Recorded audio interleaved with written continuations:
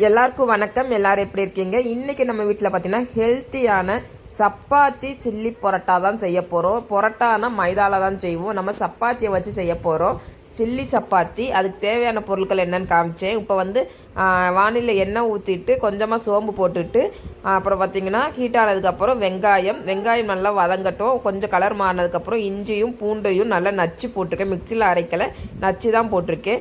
இஞ்சி பூண்டு அதோட வாசனை போனதுக்கப்புறம் தக்காளியை போட்டு நல்லா மசிஞ்சதுக்கப்புறம் நம்ம வந்து கட் பண்ணி வச்சுருக்கோம் இல்லையா, அதை வந்து கொத்தி வச்சுக்கிடுவோம். அப்படி இல்லைன்னா லாஸ்ட்டாக கூட கொத்திக்கலாம்.